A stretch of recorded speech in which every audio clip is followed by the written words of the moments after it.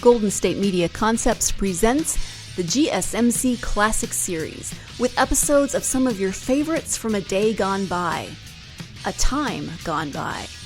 Join us as we time travel to some of your classic favorites from yesteryear. The GSMC Podcast Network invites you to sit back, relax, and enjoy the GSMC Classics series on the Golden State Media Concepts Podcast Network.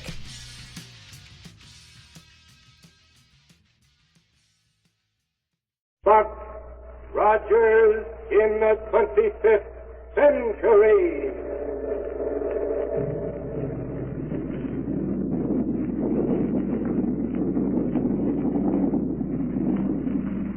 Buck Rogers is back on the air. Buck and Wilma and all their fascinating friends and mysterious enemies in the super-scientific 25th century.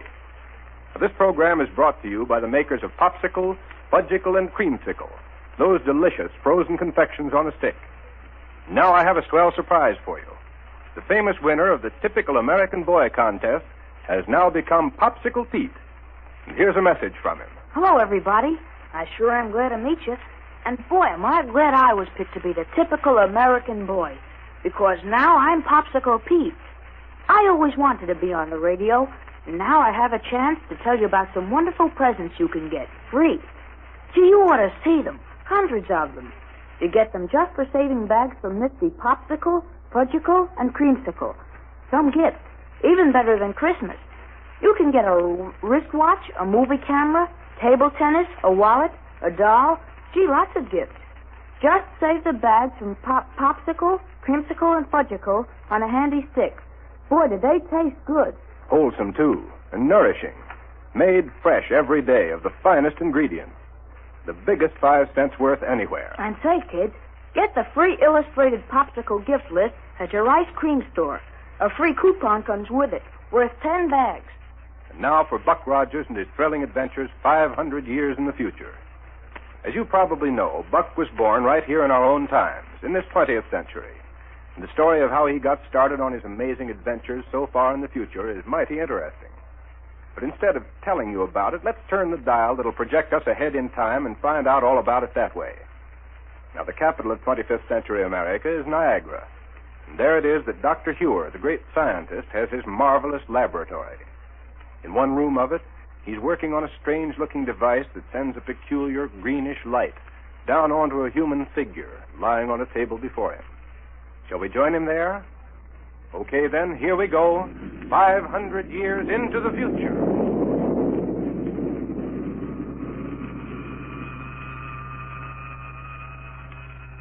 The ray is putting you to sleep. To sleep. Relax and sleep. Sleep. Sleep. Good. The ray's had its effect. Now I can go ahead. Yes, come in. Oh, hello, Wilma. Hello, Dr. Hewitt. My, why don't you have more light in here? Coming in from outside, I can hardly see a thing in this spooky greenish glow. Part of a little experiment I'm conducting. Oh. But tell me, have you seen anything of Black Barney here in Niagara? Why, no. Hasn't given up his job of Prime Minister on Mars, has he? Oh, no. But one of his Martian rocket ship factories has worked out a new control device for me. I rather hoped he'd get here with it today. Oh. Meantime, I've made ready for a final test of this little invention here. Like to stay and see it? I'd love to, Doctor, and you know it, but I just dropped in to find out if you'd seen any sign. Oh. What's the matter? Doctor, what's happened to him? Eh? Is he all right? Doctor! I see. What's happened to him? Why is he lying here on the table? Don't worry, Wilma. Don't worry. Doctor, what are you... He is offered to be the subject of my test. That's all. But then, why is he... Simply lying here, comfortably asleep, under the influence of my electro-hypnotic rays. Oh. I was afraid something had happened to him. Not a thing. Surely you don't think for a minute that I'd do anything No, of course not. But the electro-hypnotic ray... Are you sure this experiment won't hurt him in any way? Oh, absolutely sure. Well, you can't blame me for being a little shocked for a minute. But what's that thing up near his head that looks like a miniature power plant with a loudspeaker on top of it? That, Wilma, is my latest scientific achievement. My newly perfected electro-hypno-mentalophone. Your what? Well, you remember the mentaloscope, don't you? Sure. When you put a person under the mentaloscope, all his memories showed up on a sort of moving picture screen. That's right. And this is an adaptation of it. Oh.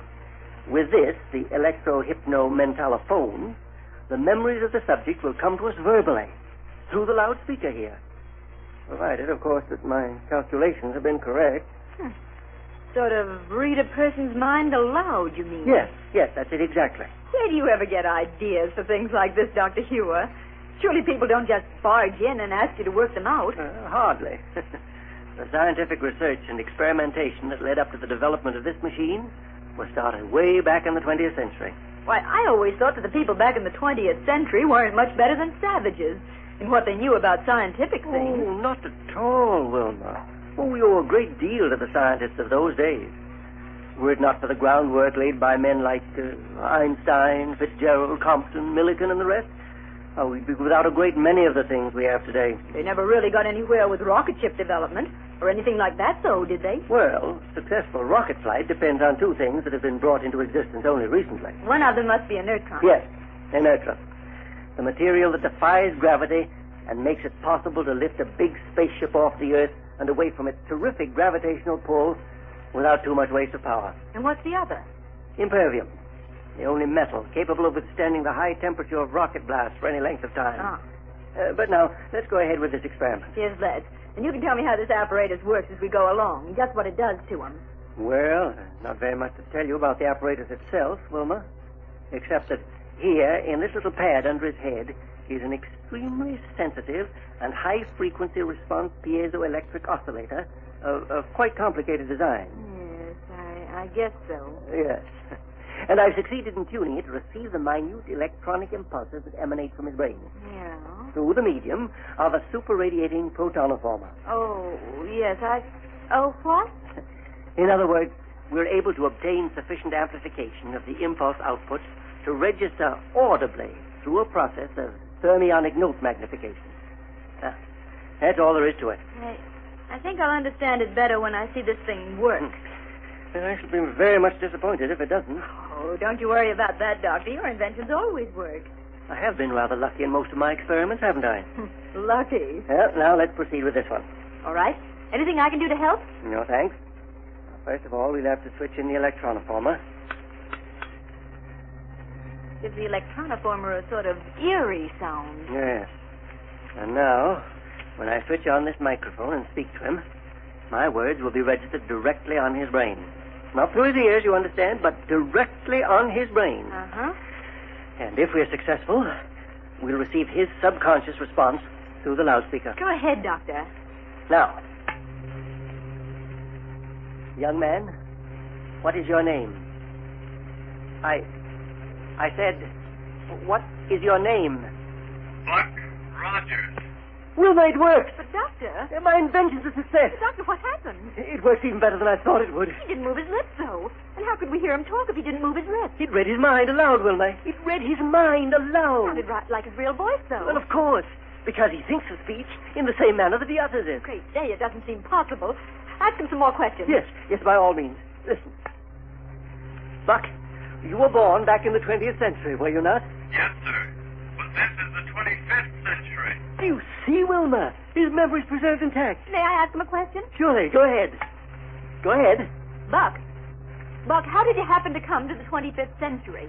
One day in the year 1919, I was in the lower workings of an abandoned mine near the city of Pittsburgh. Yes?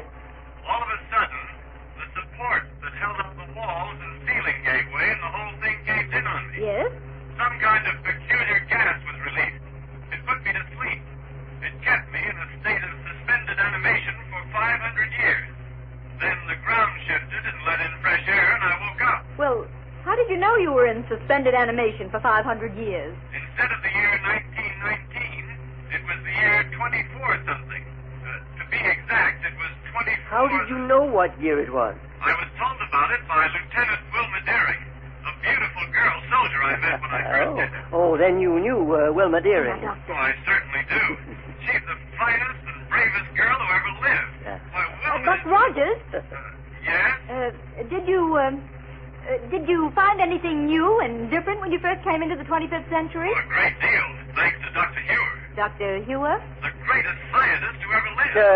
What's this? Nowhere in the universe is there a scientist who's done so much good for humanity or done anything that can even Wait. Wait a minute, Buck. Yes? Just forget Dr. Hewer and go on with what you were saying. But he's the man who invented the first rocket ship that took us to the moon. And it was that trip that proved the practicability of interplanetary flight. Practicability of interplanetary flight. Nothing wrong with this machine, Doctor. Where else have you gone by rocket ship, Buck? First to Mars, where we helped King and Aldo put down an invasion by the Martian Tiger Men. Yes? Then to Saturn and the Saturnian moon, Venus, Jupiter, and even far-off Pluto. Which planet did you find most interesting? Well, that's hard to say. Jupiter has the biggest field for exploration simply because it's so much larger than the rest of the planets. Very true. Do you expect to do any more rocketing around through outer space? Well, there's nothing else I'd rather do, sir. Well, Wilma, do you like my little contraption? Oh, it's wonderful, Doctor. I told you it would work. Well, is there anything else you'd like to ask, Buck, before I turn off this green ray? Let's wake him up and see if he remembers anything that happened during the experiment. All right. Go ahead. All right. Come on, Buck. Wake up. Huh? I say, wake up. You've been asleep. Sleep? Uh-huh. Oh, hello, Wilma. Hello. Hey, where'd you come from? What are you doing here? I've just been let in on the test of Dr. Hewer's Electro-hypno-mentalophone. Yeah. Oh, doggone it. Instead of helping you with your test, I fell asleep. Say, I'm awfully sorry, Doctor. Sorry? Oh, yes, sir. I was going to help But you. I put you to sleep with this machine. Oh, really? That's right. Oh, I guess that's one on me, then. How'd it work? Even better than I expected. Oh, good. Oh, it was marvelous, Buck. You told us your whole life history without even opening your mouth. Hey, now, wait a minute. It's all right, Buck. You didn't say a single thing you shouldn't have. Oh, thank goodness for that. Let's put Wilma under it. Oh, no, you don't. Oh, you have to do something for excitement around here. Come on, Wilma. Oh, you're never satisfied unless there's something exciting going on, are you, Buck? Oh, it's not as bad as all that, Doctor, but things have been sort of slow around here lately. And Wait until we start making tests of the new type of gyrocosmic relativator I've just devised. a new one. Isn't that the equipment on a rocket ship that makes it possible to take off without much loss of time for pickup? That's right. And without the usual physical effects of too quick acceleration. It removes from your ship the normal effects of weight and inertia and momentum and the like. Well, how have you improved the relativator, Doctor? Buck, if this new instrument does what I hope it will, there'll be practically no limit to the speed of a rocket ship immediately upon taking off. Good night. Imagine getting into the control cabin, opening the power lever, and going a couple of 1,000 miles an hour just like that. That's exactly what we'll be able to do, Wilma. Boy, that hardly seems possible, does it? But when can we test it out, Doctor? Have you already got it installed on a rocket ship? No, Buck. As a matter of fact, I don't even have it yet. Huh? Oh, it's been made up all right.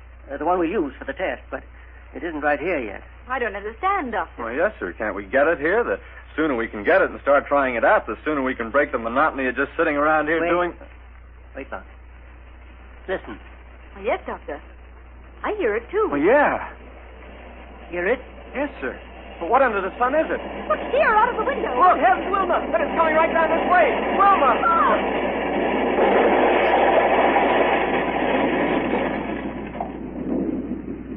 Say, Buck's wish for excitement certainly came true in a hurry. Great day. I wonder what that was. And I certainly hope he and Wilma and Dr. Hewer are all right. What do you say, Pete? Well, I know what would make me feel all right. A great big frozen fudgicle. Jiminy, can you imagine anything better than that fresh, creamy chocolate fudge frozen ice cold on a stick? Fellas and girls, what's the best, purest, biggest nickel's worth you can get? Right, a fudgicle. Delicious and full of healthful energy. Made only from pure milk products. Swell to eat and easy to digest. Now, don't forget to save the bags for those wonderful free prizes. Exciting gifts like cameras, dolls, sweatshirts, gorgeous jewelry, and lots of other things. Now listen, kids. Be sure to get your free popsicle gift list at your ice cream store. Don't take no for an answer.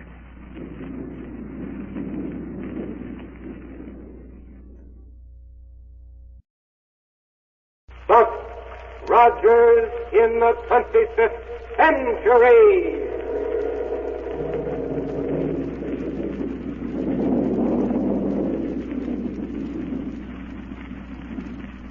Buck Rogers is on the air, brought to you by the makers of Popsicle, Fudgicle, and Creamsicle. those delicious frozen confections on a stick. And now a message from the famous winner of the Typical American Boy contest, Popsicle Pete. Hello, everyone. Say, I wish you were here at the studio. What a room full of gifts you'd see. All for you. Roller skates, table tennis, cameras, fishing tackle, jewelry, dolls. Gosh, hundreds of things. You know how to get them? Just eat popsicle, creamsicle, and fudgicle. And save the bags. Well, could anything be easier? Enjoy a great big delicious popsicle, fudgicle, or creamsicle every day and get wonderful gifts for the bags. A mother knows these frozen confections on a handy stick are pure and good for you. Made fresh every day. And boy, do they taste good. Refreshing. Nourishing. So big and only 5 cents. Don't forget, save bags every day for swell gifts. Get that wonderful free popsicle gift list in your ice cream store. Tells you how many bags you need for the gift you want. And it's got a free coupon worth 10 bags. And now for another thrilling episode of Buck Rogers.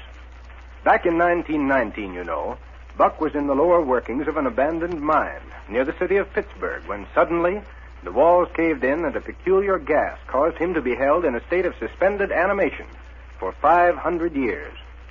Finding himself in the strange and exciting world of the 25th century, Buck quickly adapted himself to the use of rocket-powered spacecraft and other marvelous scientific developments that would seem almost impossible in our present day. With Wilma Deering and Dr. Hewer, Buck has visited Mars, and Venus, and Jupiter, Saturn, and even far-off Pluto. His life has been just one amazing adventure after another. Now, in our last episode, you remember, Buck, Wilma, and Dr. Hewer were discussing a new instrument for use on a rocket plane when suddenly... But let's join them. They're in Dr. Hewer's laboratory. Okay? Then here we go, 500 years into the future.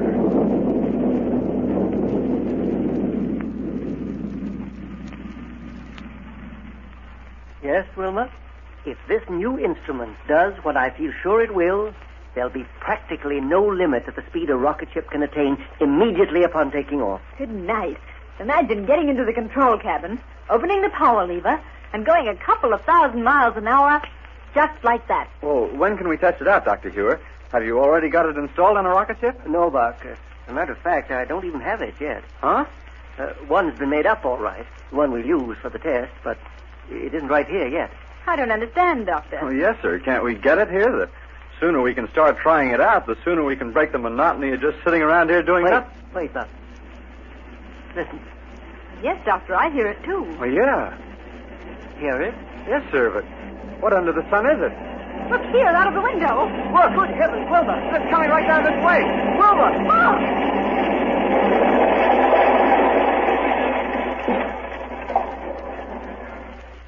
Good night. Hey, come on, folks.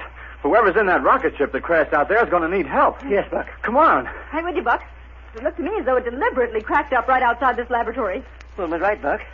It certainly didn't look like a ship out of control. Well, you can hardly call it an ordinary landing, and we'd better give whoever's in it... Hey, look, it's a Martian ship. Right. See, the metal door on the side of it is open. Wait. It's all right. Wait. All right, Doctor. Well, the people in that ship must be... Wait, Buck. And listen. See, now, it's just exactly like I told you it would be. Here we are, safe and sound, and right on time. Black Barney. Oh, well, I'll be doggone. I sure don't think we needed to land that fast, Mr. Barney. And Willie's with him. You see? He made me skin my knee against the control board. Well, what difference does that make? We had to get down here into a hurry, didn't we? My knee hurts, too. And the only way was to land in a hurry, so we... Huh? See? Say, you did kind of get scratched up there now, didn't you? Yes, sir. Here, Willie, you just put your arm around my shoulder, and I'll carry you right straight over to a hospital, yeah. Oh, it didn't hurt that bad, Mr. Barney. What do you mean it ain't hurt that bad? Only I just thought maybe you didn't care. Oh. And anyhow, what about that important package you have on board here for Dr. Hewer? Oh, yeah, that's right. Yes, sir, we better get that gyro thing in Dr. Ewer's laboratory right this minute. We'll take care of it, Barney. Huh?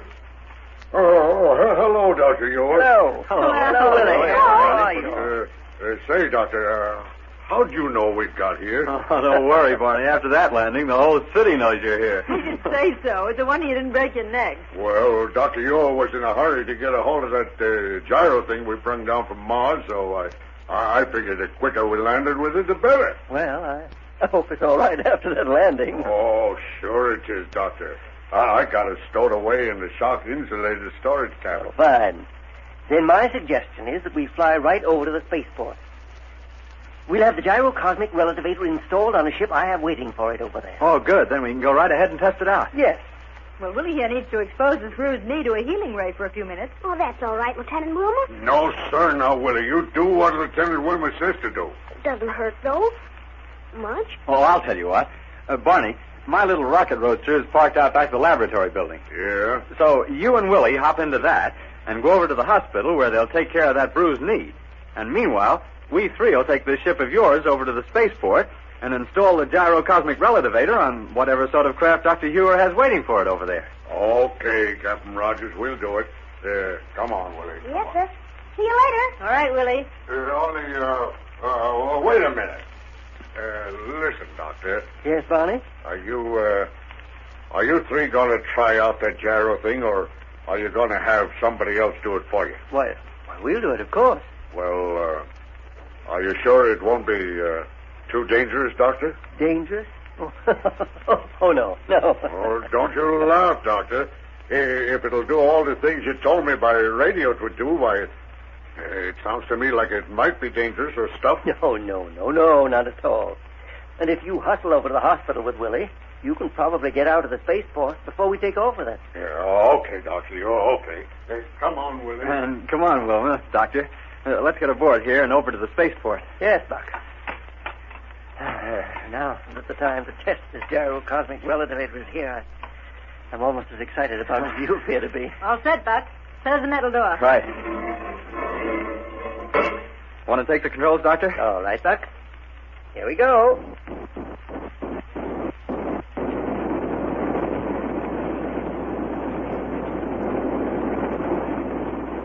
Huh.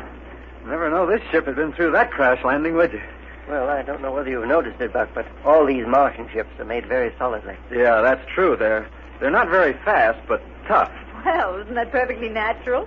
They're all made under Barney's supervision. Right. But while you're steering us over to the spaceport, Doctor, I'm going to unpack the gyrocosmic relativator back here. Then we can begin installation on the other ship just as soon as we get there. That's a good idea, Buck.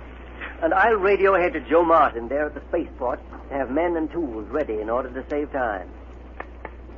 Calling Joe Martin at spaceport. This is Dr. Hewer calling Joe Martin at the spaceport. Calling Joe Martin.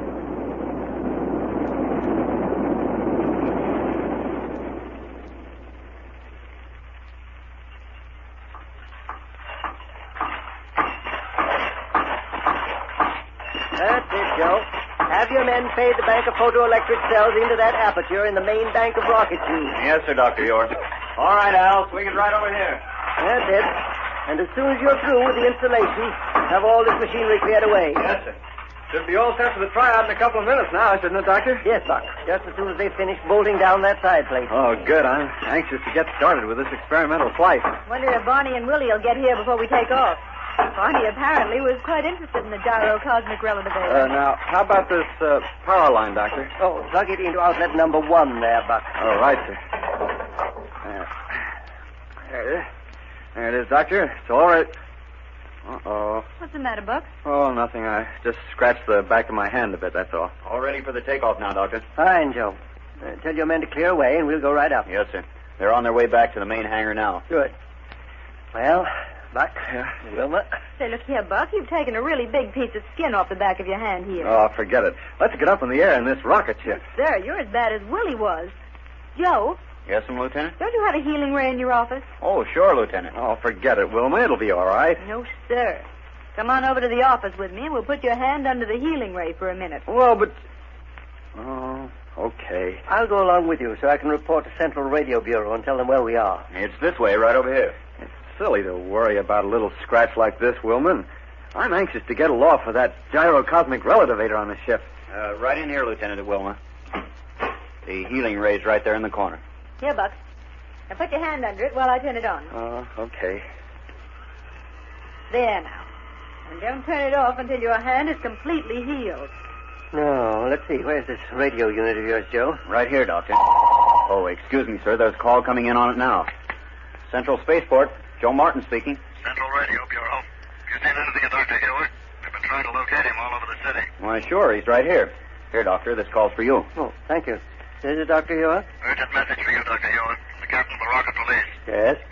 Says that one of the air guards has just discovered that your laboratory has been forcibly entered and completely ransacked. What? Why, I just left there a few minutes ago. Well, it was only discovered a couple of minutes ago.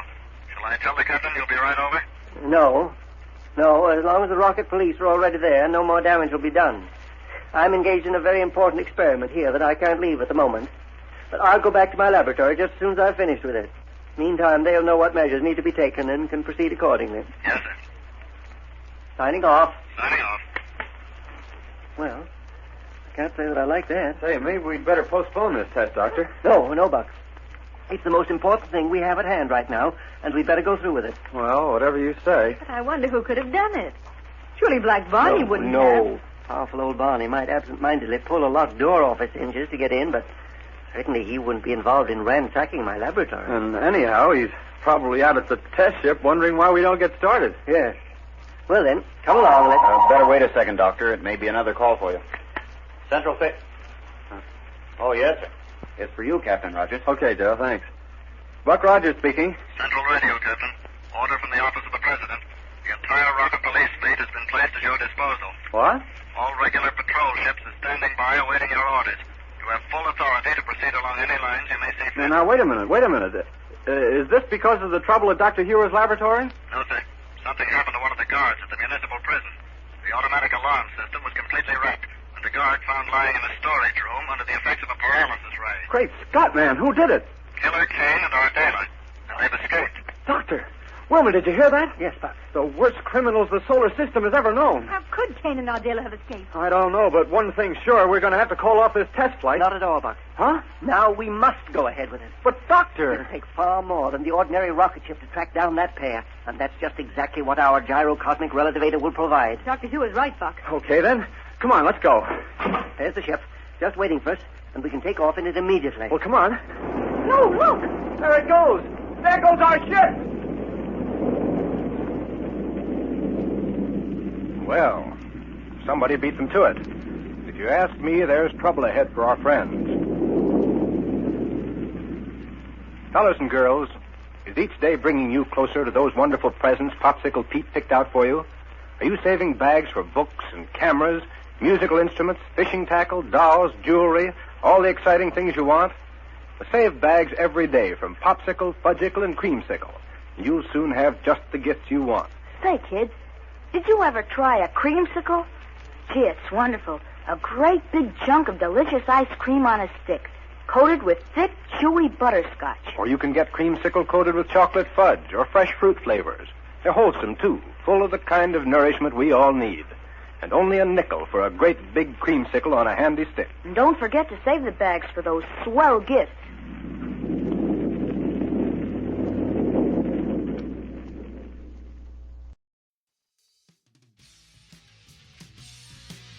You've been listening to the GSMC Classics series, part of the Golden State Media Concepts Podcast Network. Follow us at www.gsmcpodcast.com and find all of our timeless programming by typing GSMC Classics into any podcast app, including Apple Podcasts, Google Podcasts, SoundCloud, Stitcher, and more. Remember to subscribe to the GSMC Classics series podcasts of your choice to stay up to date on new episodes. And if you could take a minute to give us a nice review, that really helps us to get this ageless programming out to others who would enjoy it just as much as you have. Check out all of our GSMC Classics series podcasts. Whether you're in the mood for comedy, romance, adventure, history, science fiction, horror, or anything in between, the GSMC Classics series has you covered. Thank you, and we hope you have enjoyed today's program on the Golden State Media Concepts Podcast Network.